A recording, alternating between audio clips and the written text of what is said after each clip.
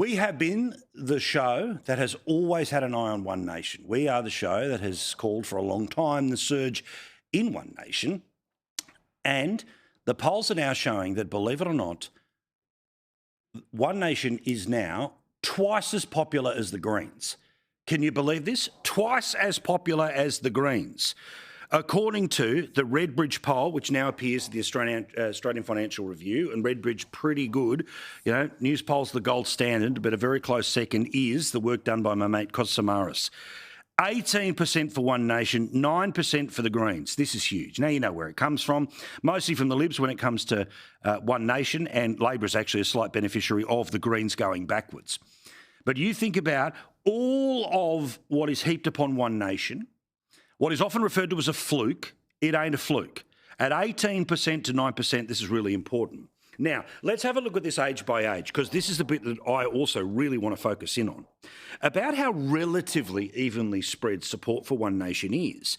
Now, with younger voters, 18% seems like a bit of a big number, but still, that then grows with people who are the sandwich generation, my generation, Gen X, people sort of in their late 40s and 50s. 20% now, that is just 6 points short of the Liberal Party. And with baby boomers, again, you can see very close numbers between One Nation at 24% and the Liberal Party at 30%. Now, there are a lot of people who, when they look at these numbers, they think that there's some sort of natural turn, that this is some sort of a fluke, that there's no way that One Nation will be able to hold on to the significant surge in support that they have seen since the election. Well, they are underestimating a person who has been underestimated for multiple generations of Australian politics, and that is our mate, Senator Pauline Hanson. I'm excited by it, and it's just a general feeling I get with the public when I'm out in the public. People are fed up, they want change, and they want their country back. They don't like the direction we're heading in, the change is happening. Also, mass migration, huge impact on the people getting housing, having rental accommodation, and I think the other thing is cost of living. It's people are saying we want change. They have no faith or confidence in the major political parties to deliver what they want back. Now, again, people who simply think, because the Libs are not, right-wing enough, they're sort of taking this Goldilocks approach to it. No, the issues are in part what is helping to move people, particularly that Gen X number. Really important. Because while these people are not the first home buyers, they might be the people that have just moved towards, say, the biggest house they've ever earned. The people who are under the most financial pressure in terms of the sheer numbers that they are paying on their mortgage, let alone what's going on with their kids, with education and so much more than that. But one issue, of course, rises above many when it comes to One Nation, and their clarity around the issue means that people are turning to them with the comfort that we have seen in the polls today. And that is, of course, migration. When polled about who was the best party to handle a key issue, for those who believed that immigration was the number one issue, 27% said One Nation, followed by 20% who backed in Labor, the Coalition third. Now, it might be very close between 20% and 19%, but you want to have a look at the world of problems for the Libs right now. In migration, they are running third behind One Nation. Also, as the actual issue of migration, and I did notice tonight that over on the 7:30 report, when the host was trying to be sanctimonious about the Coalition getting rid of net zero, there were certain polls that mattered, but then there were certain polls that got completely ignored, and they were offered in the same article. Perfect example here, right? Immigration is viewed by Australians as a significant issue when it comes to the inability of them or their family members to get the house that they want. Specifically in Sydney, which we are told is not quite as woke as Melbourne, but is absolutely not a place where One Nations get any single vote. Well, have a look at this. Australia currently has a net migration intake of 316,000. Do you personally think this current level of immigration is too high, about right, or too low?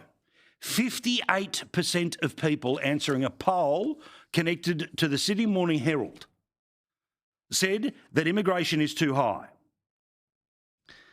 Do you think that immigration in Australia has been a net positive or a net impact for people like you in New South Wales? 24% positive, 24% neutral, 44% negative.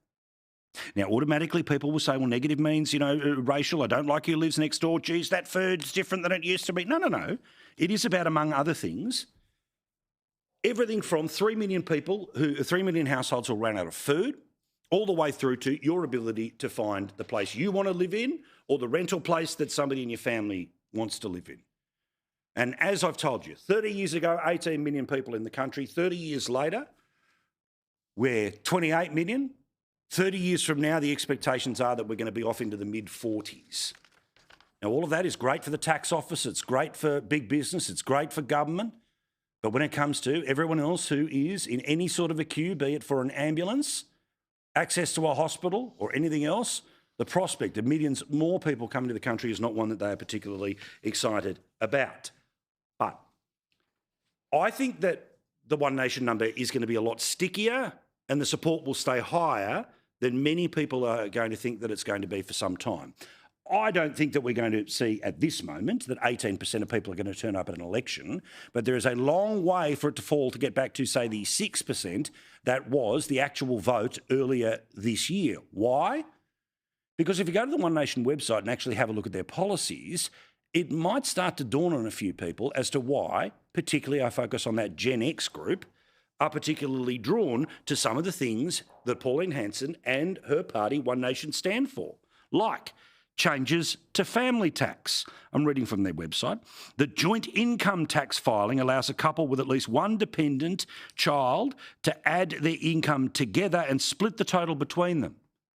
So imagine that. One of you's earning 50 grand, one of you's earning $100,000. Total package, 150, split the difference, you're both earning 75,000 each. Meaning the tax-free threshold kicks in and you as a family, you pay less tax. That is something that will keep people around when it comes to One Nation. What about a legal protection to free speech? Not something that's implied by judges, not something that is walked around, but instead something they want in the Constitution. They want to have free expression, open debate and the rights of Australians to speak their minds without fear written into the Constitution. You want to see a referendum that would pass with flying colours? Australians have a right to free speech. They want to limit foreign ownership. No surprise here. But again, they've got details of all of this. I suggest if you're somebody who is talking a bit of One Nation at the moment, go and have a look at their website, go and have a look at the About Us, go and have a look at the policies. Because this is going to be part of the work that the Liberal Party is going to have to do, which is to match many of these things, or for a whole bunch of reasons they won't, and that's why the numbers won't be moving at all. They believe that things like foreign investment rules need to have clear legislation about the national interest. They need it based on national security, competition, tax and a character test, meaning that essential services like power, water, telecommunications, roadways and ports off limits to foreign investment. Oh, yeah, and a change in the classroom. One Nation will restore critical thinking in the classroom and reinstate the cornerstone of education with reading, writing, arithmetic and discipline. There should be no room for Western white gender guilt shaming in any classroom. Instead, children should be free to be taught the benefits of merit-based free-thinking society. If that message is allowed to get out of the bottle, then the numbers that have shocked and surprised many for a long time are going to be not 18% forever, but most likely much higher than the numbers that produced not one, but 3 senators for the party at the last election. Watch this space. I'd love to know if you are flirting with changing to One Nation or whether you've made the move and that's where it wants to be. I'm fascinated to know. You can always send me an email, paul@skynews.com.au. Interestingly, once you dig a little deeper into these numbers, again, it gives us an idea about just how far away many of the discussions that happen inside Parliament House, yes, both by government and opposition, but most certainly what the media says Australians care about all day, every day. And as you have noticed, if you have been paying attention, and I haven't been that subtle about it, that I'm not entirely sure that the net zero thing was the single most important thing that they had to deal with after the last election. Now, again, do I agree with all of the Bowen of it all? No. But also it was important to me that part of getting rid of net zero was also recognition that there was a need to deal with the consequences of climate change. And okay, you've all heard too much about that in the past few weeks and months. But again, to this poll, of all of the urgent things that the opposition needed to talk about in order to reframe itself as, firstly, a political contender and then potentially an alternative government. Have a look at this. Because, again, inside this poll, now people had to rank between 0 and 100, okay? So it's not all about adding up to 100%. 75% of people who gave that same poll result that I showed you before about the Libs, the Nats, and, the Liberal, Labor and One Nation, say cost of living number one. Healthcare, 39%. Housing affordability, 35%. None of that has anything to do with power prices or saving the environment. Crime and public safety, 29%. Immigration, 26%. Economic management. In terms of priorities, this is a government that's going to rack up $1.4 trillion in debt that is promising deficits for the next few years and, according to its own intergenerational report, will have deficits leading between now and the 2060s. 15% of people, top three issues, economic management. And right down at the bottom of the list provided by the paper today, the Australian Financial Review, 13% said climate change. Now, think about all of those weeks, all of those months that have been the single most important thing we have to do is settle our position when it comes to net zero. Okay, cool. It's settled in terms of where the opposition is. But guess where the country is? In part, perhaps the 24% primary vote is because of the pained discussions in and around climate change policy. Now, I don't know whether people wanted to see the great gnashing of teeth inside the Conservative side of politics about how the party works, who it picks as candidates, and what its priorities should have been in this first 6 months to talk about. And while many people believe that, a great threshold has been cleared, including our dear friend Matt Canavan, who's on the show tonight, that net zero in many ways can be one of the central problems with Australia, the reality is that I hope as much gnashing of teeth that has happened on that issue will happen on issues that are way higher on the priority list for Australians right now. In fact, on cost of living, Labor leads the coalition by 30% to 21% as the preferred party to deal with it. 25% to 17% when it comes to housing affordability. Now remember, 75% of people, when asked what is your number 1, 2 or 3 political issue, said cost of living, of which the single largest section of people believe the Labor Party is in the right position. For the coalition to truly get back into the game, to get off the floor of 24%, cost of living and an idea of how to confront it is just as vital, perhaps electorally more vital, than the debate that has been had in and around net zero. I don't say this because I want to upset the apple cart or I want to throw away the song sheet. I say it because I want this government to go. I want this government to be on the rack for as long as possible because the result of their decisions has put the country in a much worse place. But because of the way they practice their politics, the way they ruthlessly execute their politics, and in many ways some of the free goals that have been given to them by the behaviour of some in and around the opposition in the 6 months since the election, means the likelihood of them getting the biscuit anytime soon is relatively unlikely, unless the issues that Australians truly care about are ones that the opposition is willing to give, dare I say, a little bit of hope on. Not hope and change, but just hope on. Which brings us to, again, further analysis, and I know I'm sticking a little bit with this one poll, but there's a lot of information in it, hence why we talk about it in the detail that we do tonight.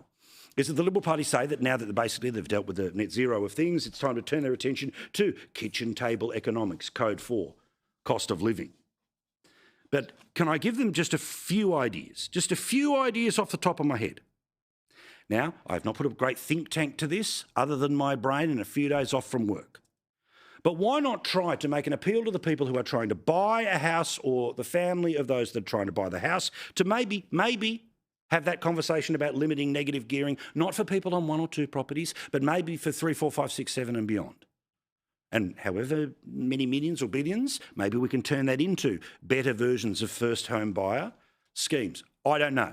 But that would be the type of thing that means you can walk into a room full of people who may disagree with you on climate change, but geez, they're going to back you in because you've got the better idea when it comes to housing.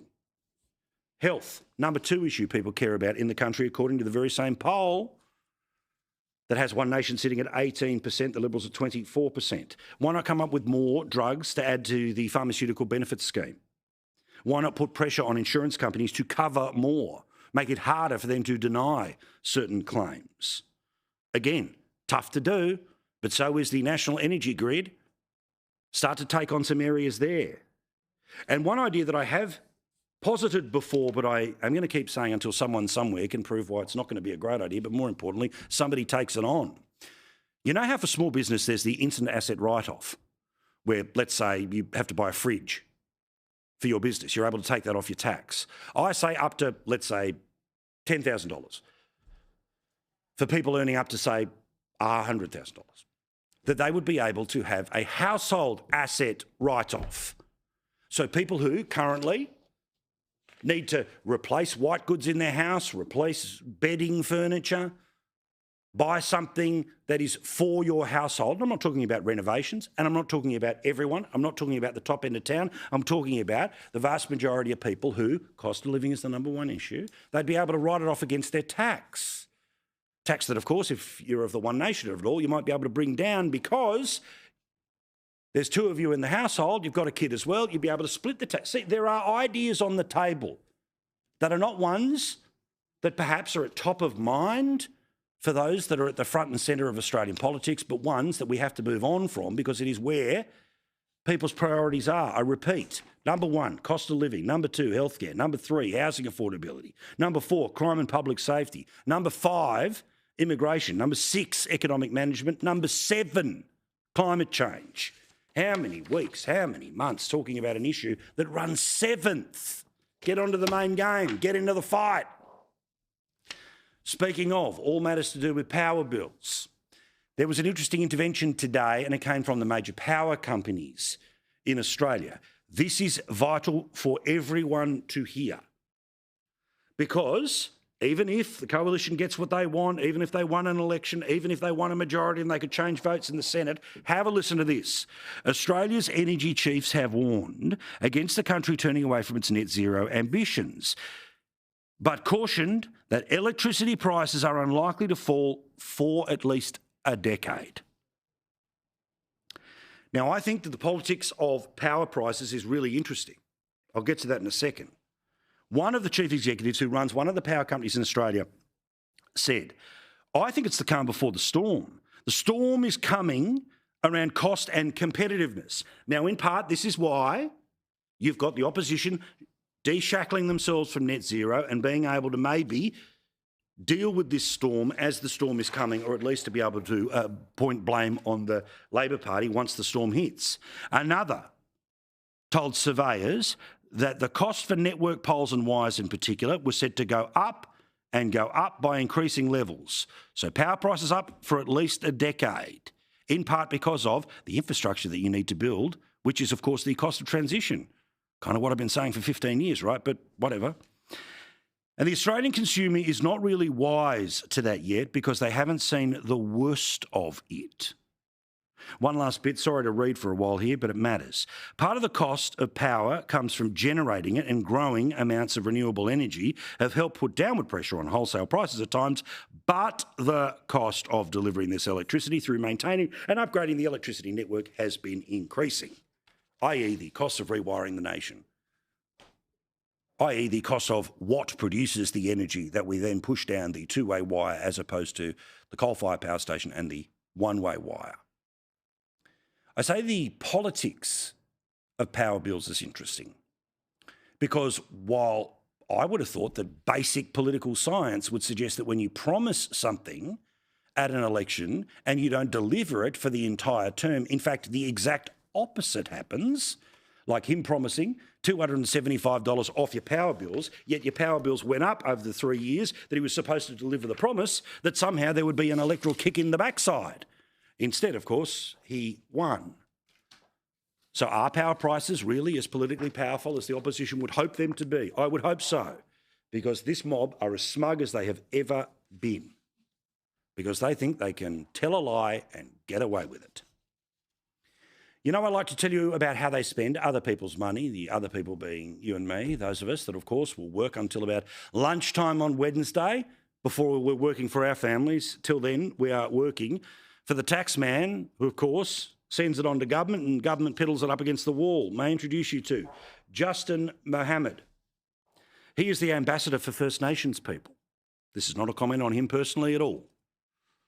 But the Albanese government has extended the contract of its controversial First Nations ambassador and increased his pay to $400,000 a year.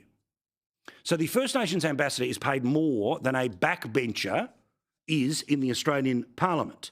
Why? Because the project is a unique element of our national power. In the first 20 months in the role, he amassed overseas travel of more than $250,000, including 3 trips to Switzerland, 5 to the US, along with many visits to Pacific Island nations. The Telegraph shows us a map of some of the places that the ambassador has been. You click on them. And in New York, earlier this year, he went to the United Nations as part of the Permanent Forum on Indigenous Issues. He gets a pay rise, $400,000. He went to Geneva for a meeting of the expert mechanism on the rights of Indigenous peoples. He got a pay rise, $400,000. Meantime, Penny Wong, Chris Bowen, they keep trebling, quadrupling down on this idea that Australia must hold the next World Cup against climate change, the next Olympic Games against rising temperatures, COP31. They want it in Adelaide.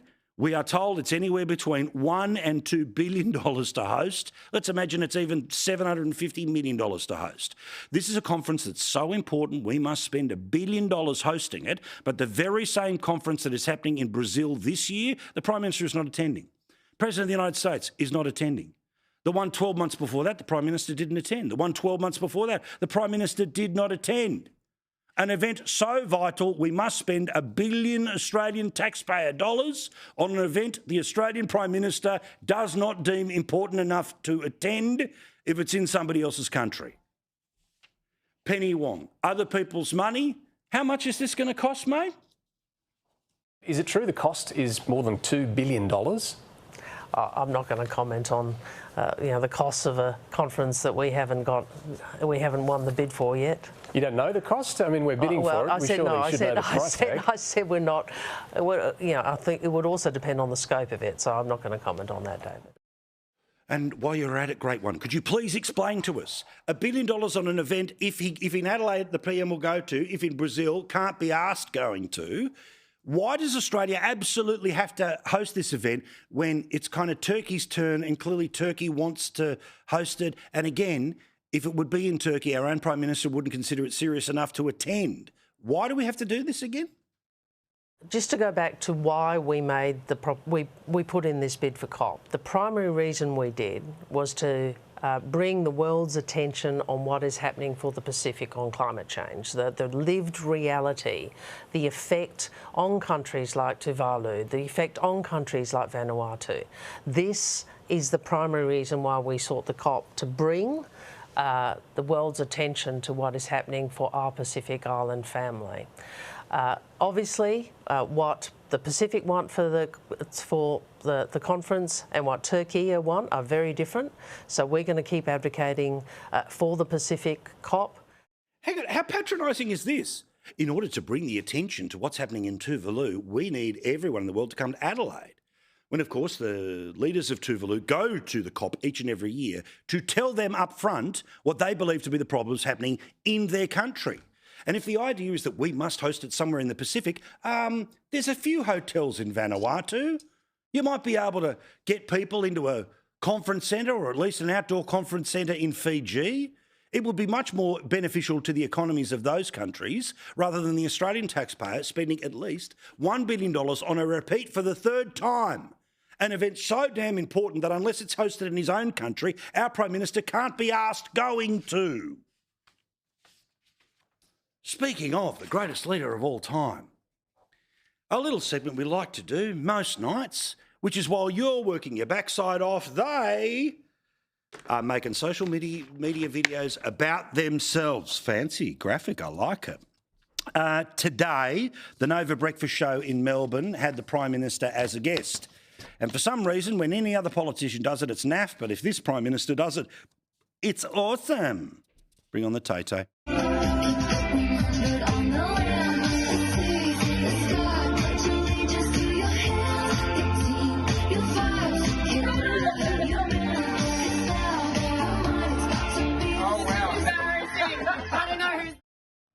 Hi, I'm Albo. I'm the grey wiggle. Personality too. What about the housing minister as well as another minister? Now, of course, they're trying to talk about housing, but why build one when you can draw one? Do you think it's Hang better? on. Go.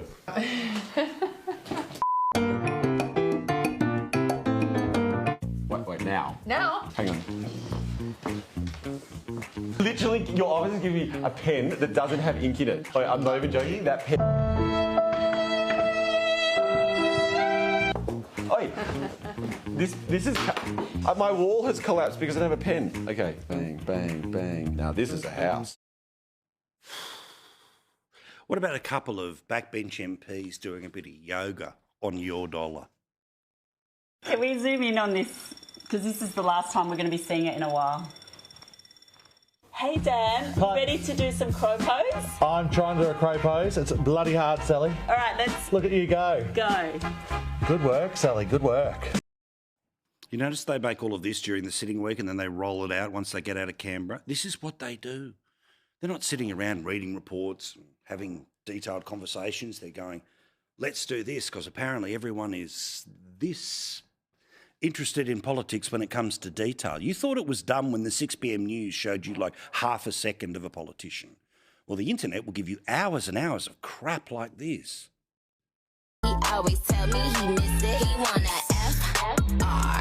F-R-E-X. Okay, while you were working, they were playing and you were paying for it.